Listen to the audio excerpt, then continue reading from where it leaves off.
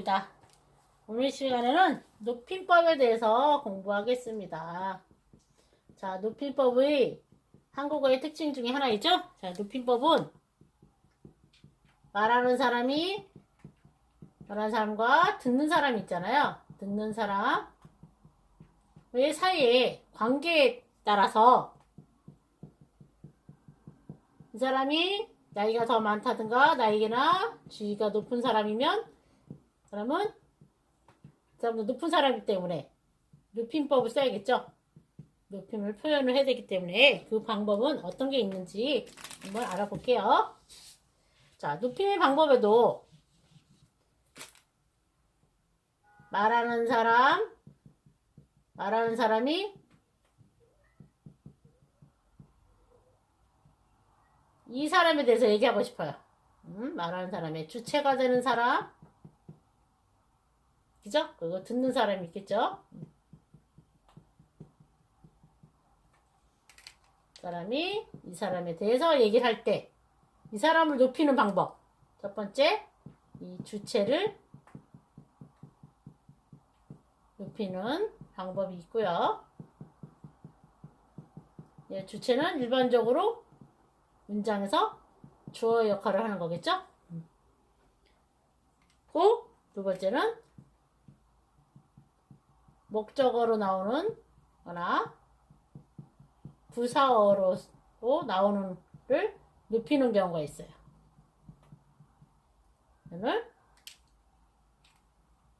이거는 객체 높임. 그러면 앞에 거는 주체를 높인다고 그랬으니까 주체 높임 있고요. 근데 말하는 사람과 듣는 사람의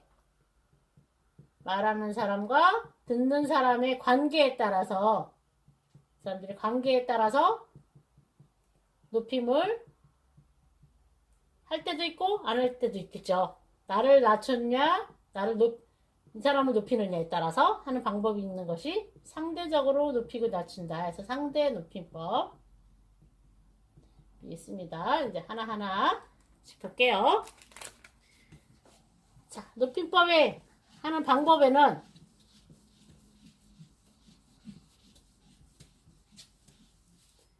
일반적으로 서술어 부분에 어간이 뭡니까? 쭉 하고 다가 나오죠? 이 다를 뺀 나머지 이 부분이 어간입니다. 거기에 의시를 붙였던가. 두 번째는 비옵니다. 이제 받침이 있고 없고 차이예요. 씁니다. 이거를 붙입니다. 그런 게 있고요. 다음에 예문을 볼까요? 진솔이는 학교에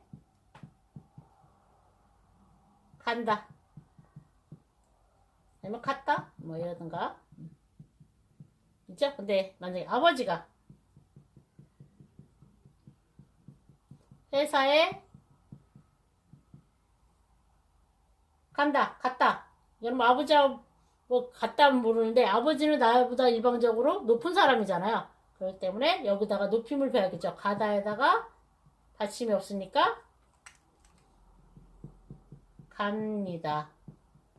아니면 또는 요 의시를 붙여서 또 시까지 붙여서 이거는 일반적으로 높인 거고요. 시를 붙이는 높임법은 받침이 없죠? 시입니다. 이거까지 한 번에 시에다가 비읍니다까지 합쳐서 하는 것이 이게 굉장히 높은 거죠. 받침이다가 더 높은 표현이고 이게 문법적으로 의시나 비읍시다를 붙일 수가 있어요. 근데 단어적으로 높일 수가 있죠. 우리가 주다라는 거를 할 때는 들이다 이런 식으로 단어 자체로 높임을 표현할 수 있는 방법도 있습니다. 자, 이거는 뒤에서 더 볼게요. 자, 아까 그 첫 번째 뭐가 있었어요? 주어를 높이는 거. 주체 높임법이 있다고 그랬죠? 첫 번째, 주체 높임법.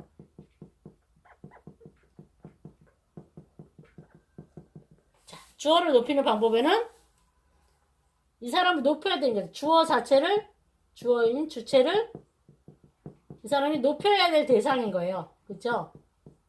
높여야 할 사람이겠죠?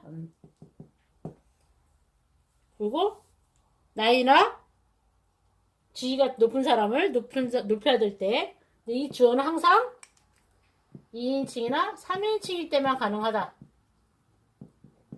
그죠? 나를 높이는 건 아니잖아요. 1인칭은 높이는 건 아니죠. 그죠? 2인칭이나 3인칭일 때만 높여야 된다는 건 당연히 듣는 사람이 나보다 높을 때 높이는 거지 내가 높은데 나를 사람 높이는 건 아니잖아요. 그죠? 그럴 때 따라 다른 거기 때문에 이 주어는 2인칭이나 3인칭해야 된다. 자, 예문을 보면 아버지께서 오셨습니다. 자, 이거 보면 오다에서 습니다. 그죠? 시가 붙었고 과거 시제 이게 받침이 있는 거라서 씁니다. 됐죠? 이렇게 해서 아버지가 높여야 되는 주어이기 때문에 조사에서 높일 수도 있어요. 그리고 이렇게 서술에서도 높일 수가 있어요. 근데 조사에서 깨서가 오면 뒤에는 항상 높임이 와야 된다라는 거. 깨서와 높임이 일치가 돼야 된다. 이걸 알아두셔야 되겠습니다. 또 이런 방법이 있고요. 다른 방법으로 할머니 오늘 뭐 하셨어요? 이거 물어볼 때 하시었어요. 시가 들어갔다라는 걸 아셔야 됩니다. 꼭 묘를 붙이는 것도 비격식책인 거 뒤에서 좀 볼게요. 자, 그럼 어떻게 붙여야 될 것이냐를 보면 동사, 형용사, 동명사 이다가 형식이 있겠죠? 여기 보면은 항상 동사나 형용사의 어간에다가 의시를 붙이시면 됩니다. 그죠? 일반적으로. 그러면 선생님께서 책을 받침이 있으니까 십니다. 비읍니다까지 완전히 존중이 들어갔죠? 이다도 저분이 제 아버지입니다. 우리 아버지입니다. 아버지입니다를 됐는데 아버지 이십니다. 이렇게 시가 들어갈 수 있다라는 거. 그리고 깨서 올 때는 확실하게 다 높임이 와야 된다는 거 일치시켜 주셔야 되는 걸 아셔야 됩니다.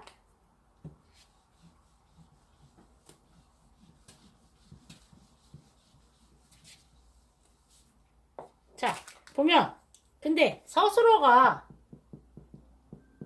하나만 나올 수 있는 건 아니잖아요. 한 사람이 한 가지 행동만 하는 게 아니기 때문에 서술어가 여러 개 나올 때는 어떻게 되냐. 여러 개 나올 때는 언제 의시를 붙이지? 그죠? 언제? 예문을 보겠습니다. 아버지는 운동을 잘 하시고 책 읽기도 좋아하십니다. 자, 다 아버지이기 때문에 그죠? 여기서 잘하다라는 거에 시를 붙였고 책 읽기 좋아하다에 시를 붙였어요. 그죠? 주어가 한 사람이죠? 한 사람일 때는 여기를 써도 되지만 그냥 잘하고 로 하고 높임은 맨 마지막에 한 번만 오는 게 쓰는 게 일반적인 겁니다. 많이 사용한다는 거예요. 하시고 하면 좋은가? 굉장히 부드럽지 않기 때문에 마지막에 한 번만, 주어가 하나일 경우에, 똑같은 사람이잖아요. 한 사람 주어 같을 경우에는 마지막에 하나만 시를 붙인다라는 거. 하지만 주어가 여러 개일 수도 있잖아요. 그죠? 여러 명을 연결했을 때 문장을. 아버지는 밥을 좋아하시고 어머니는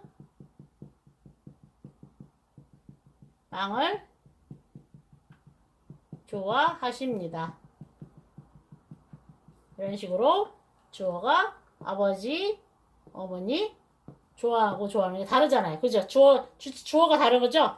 주어가 여러 개잖아요. 그죠? 그럴 때는 서술어가 여러 개 나올 때는 각각의 아버지에 대한 높임, 어머니에 대한 높임을 각각 해주시면 된다는 거예요. 주어가 다를 때는 각각 해주셔야 되는 게 차이점입니다. 주어가 같은 사람일 경우는 맨 마지막에만 한번 높이면 되고요. 주어가 여러 명일 때는 각각의 주어 서술어를 높여주시면 된다는 겁니다. 자, 이게 주체 높이법입니다. 주어에 해당되는 서술어를 높여주는 것. 그게 주체 높임법. 자, 두 번째는 또 우리가 주체에 대해서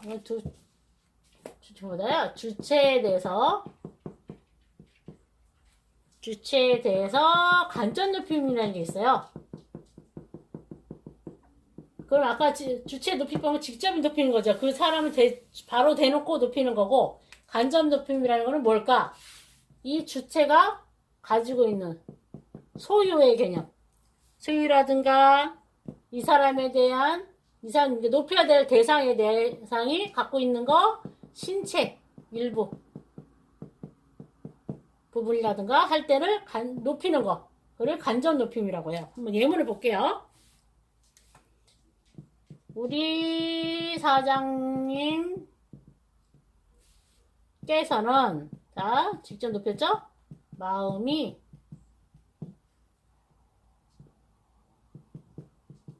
넓으십니다.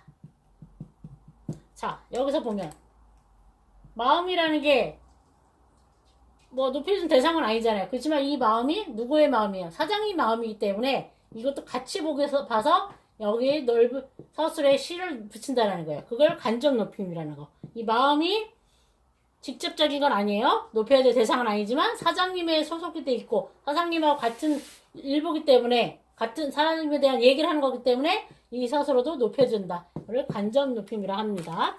다른 예문을 한번 보면요.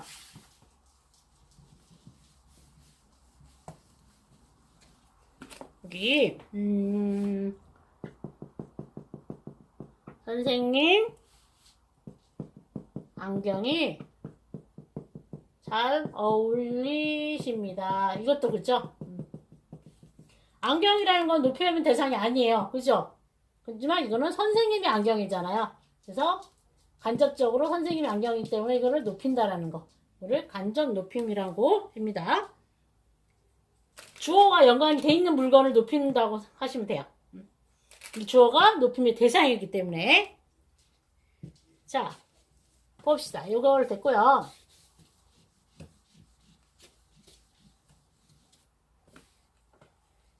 자, 두 번째 보면 우리가 객체 높임이 있었잖아요. 객체 높임은 뭐예요? 목적어나 부사어를 높이는 거. 예문을 보면 나는 할머니께 선물을 드렸다. 자, 나와 할머니의 관계에서 볼 땐 할머니가 높죠. 그러니까 할머니 높여야겠죠. 그래서 부사어를 높인 거. 드렸다라는 건 주다인데 뒤에 나오는데요. 주다의 어휘적으로 높인 법은 드리다거든요. 그래서 그거를 서술을 바꿔야겠죠. 여기를 바꿨기 때문에 일치시켜야 됩니다. 나는 할머니께 선물을 주었다. 좀 그쵸? 깨가 들어갔기 때문에 드렸다로 바꾸셔야 되는 게 맞습니다.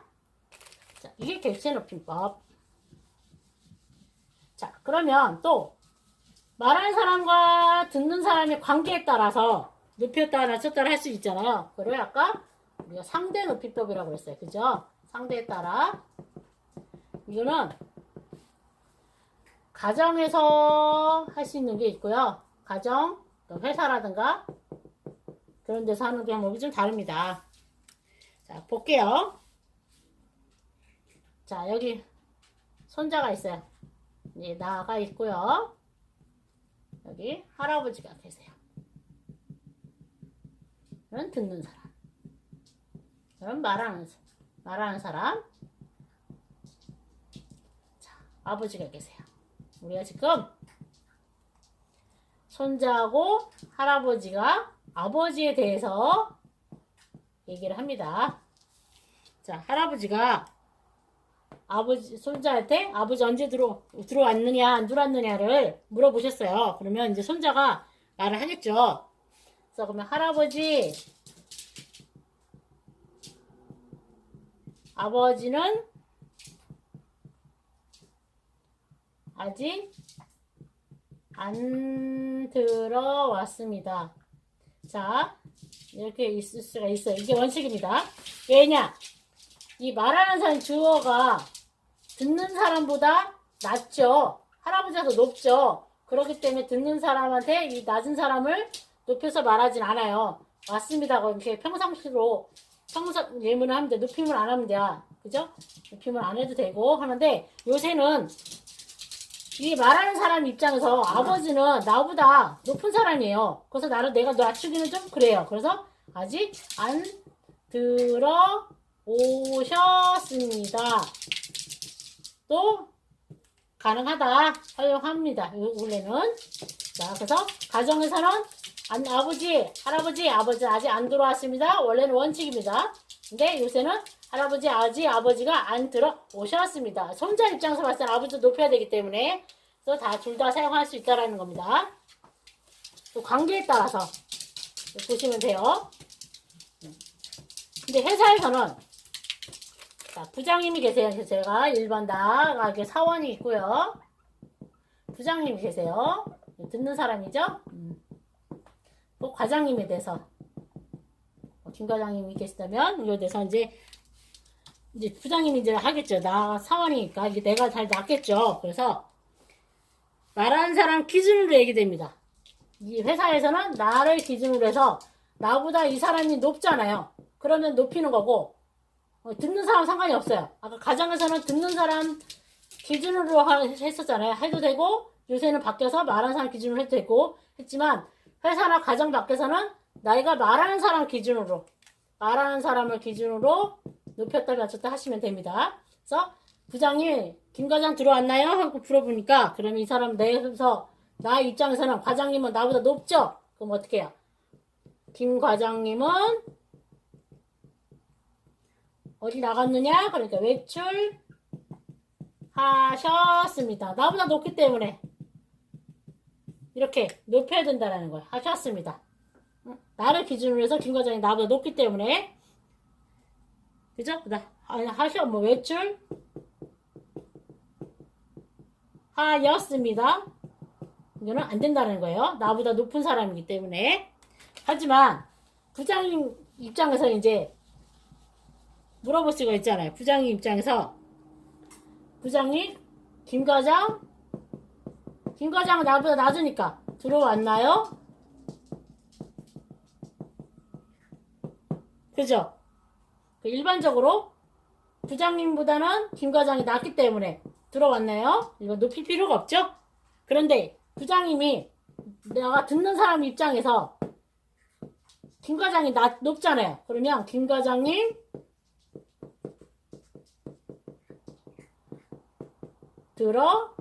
들어오셨나요? 이렇게 이 과장님을 약간 대우해주기 위해서 듣는 사람이 김 과장보다 낮기 때문에 높임을 표현해서 쓸 수 있지만 일반적으로는 과장이 부장님보다 낮기 때문에 김 과장 들어왔나요? 하고 질문을 할 수가 있습니다. 자, 근데 이런 존칭이 높이고 낮춘 거가 상대적인 거잖아요. 그러니까 지위가 있건 높이건 간에 그 사람과 듣는 사람과 말하는 사람과 그 그 사람, 어떤 사람에 대해서 얘기하는 그 사람 주체 관계의 관계에 따라서 다르다는 거죠. 그러니까 친한 정도에 따라서 조금 높임법이 파괴가 많이 되고 있다. 높임을 안 쓰는 경우가 많이 있다라는 것도 알아두시면 되겠습니다.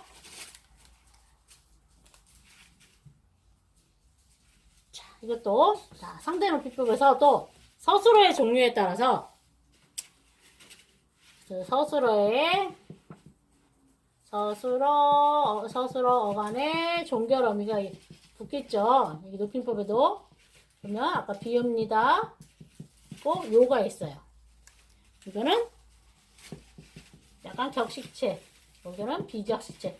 다 높이면 맞아요. 그렇지만 격식적이와 비격식적인 차이가 있습니다. 자, 우선 예문을 볼게요.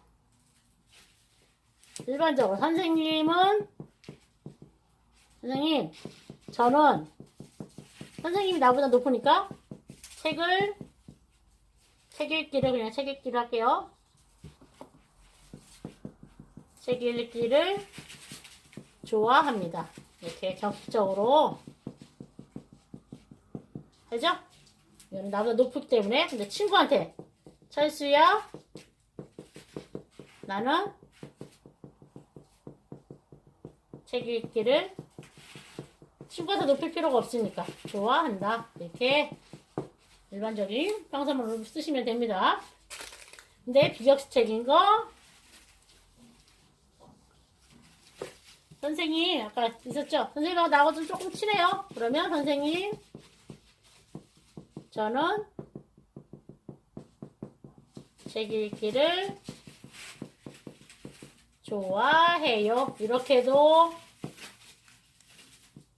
낮춘 건 아니고 높인 거지만 비격식적인 거, 격식적일 때 쓸 수가 있다라는 거. 요도 많이 쓰죠, 저희가. 그래서 이것도 의문문이면 평사문이면 니다. 그죠? 니다 평사문. 그래서 비읍 니까 의문문. 그죠? 예문을 볼까요? 합니까를 볼까요? 좋아합니까? 아까 합니다 있었죠? 좋아합니다. 합니까? 그죠? 또 명령이 하십시오. 이거 높이는 거니까 하십시오. 하십시다. 이거는 청유하는 거. 이거는 명령하는 거.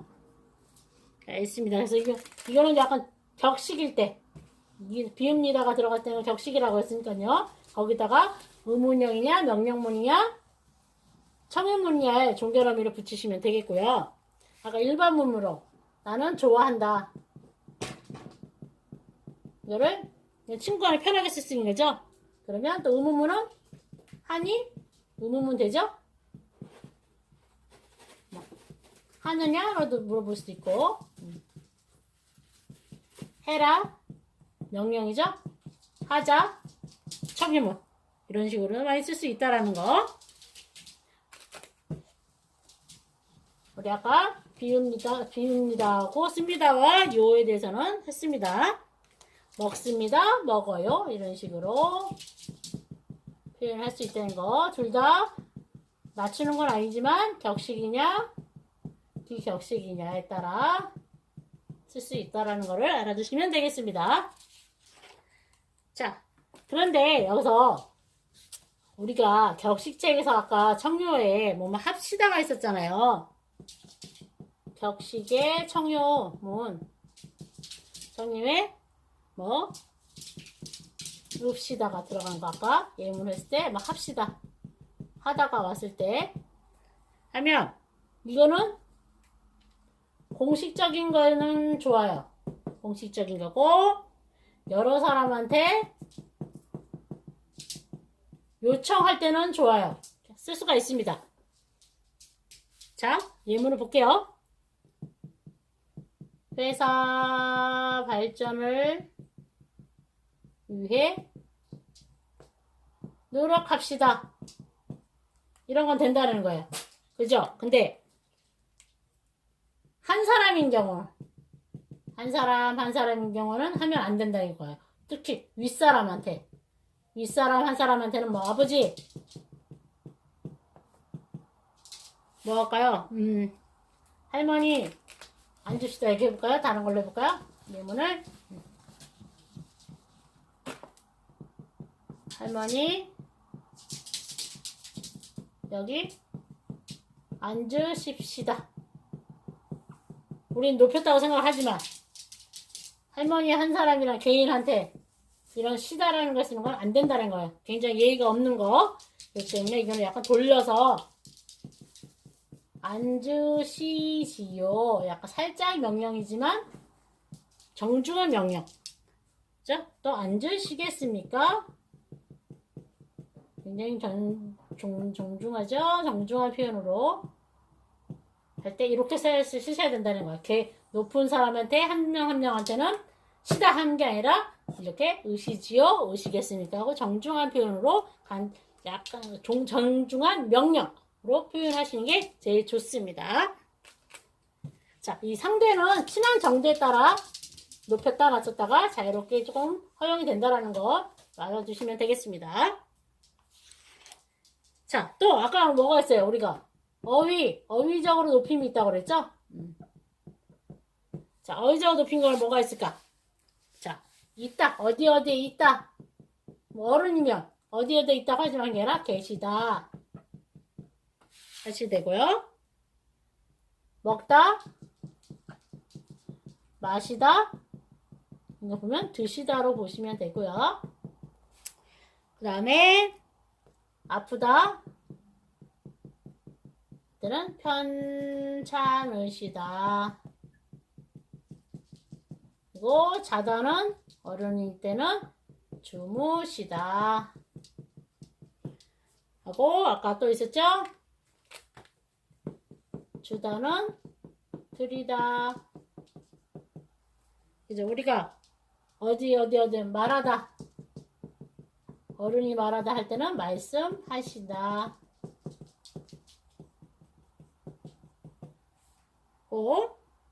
우리 애기들 데리려고 하는 거 할 때 데리다 할 때 이거는 모시다. 모시고 간다 해야 되고 누구를 만나는 거 할 때 만난다 할 때 어른들을 만날 때는 뵙다. 이런 식으로 표현을 하셔야 된답니다. 자, 우리가 볼 때 이 또 아프다 편찮으시다 이런 걸 보시면 우선은 예문을 볼게요. 다른 거는 괜찮은데요. 아프다 편찮으시다 할 때 조금 차이가 있습니다.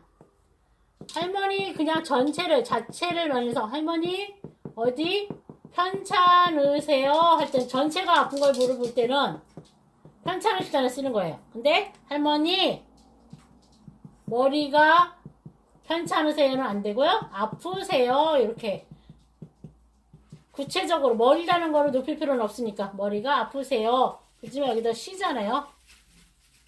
시어요가 붙었기 때문에 아프세요. 높인 거긴 해요. 그래서 머리가 아프세요. 간접적인 높이는 거라고 했죠? 그래서 머리가 아프세요. 우리 표현하시 편찮으시다는 건 할머니 자체가 할 때는 편찮으시다. 어디 부분을 얘기할 때는 아프다라고 표현을 하셔야 된다는 거 좀 구분해 주셔야 됩니다. 그리고 이렇게 서술어 부분이 높이는 것도 있지만 다 명사가 도 있었죠. 우리 밥 같은 경우는 진지라고도 표현하고요. 이름은 성함. 이 같은 거는 치약. 집은 백. 아내 같은 경우로 우리가 특별히 부인이라고 할 때는 이 부인은 남의 아내를 부를 때는 부인이라고 하고요. 나의 아내를 할 때는 그냥 아내라고 하시면 돼요. 내 아내는. 그리고 어른들의 생일은 뭐예요? 생일은 생신이다. 이렇게 어휘가 특별하게 다르다라는 것을 아셔야 되겠습니다. 자, 여기서 보면 아까 말에 대해서는 또 말씀이라는 게 있어요. 우리가 말을 높이는 거는 말씀이 있는데 이 말씀이 높임을 놓을 수도 있고 낮출 수도 있고 있는데 선생님이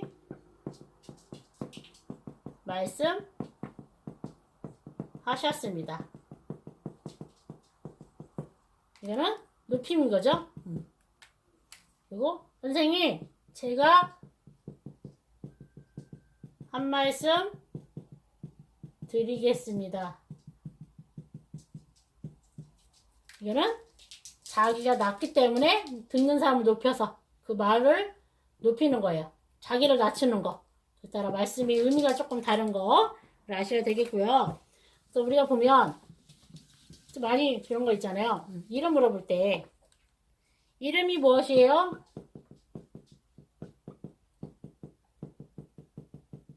그러니까 할 때 우리가 다 높임을 해야겠죠.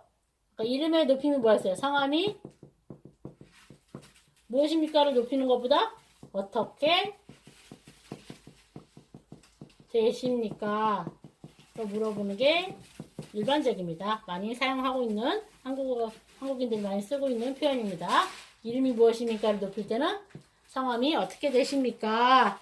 하고 그때는 나라는 거를 낮추면서 절을 쓰면서 듣는 사람을 높일 수가 있겠죠. 저는 뭐뭐입니다. 이렇게 표현할 수가 있다라는 거 아시면 되겠습니다. 자, 지금까지 높임법에 대해서 주체 높이법이 있고 객체 높이법, 상대 높이법, 또 어휘적으로 높임법 하는 것에 대해서 설명을 했습니다. 여기까지입니다.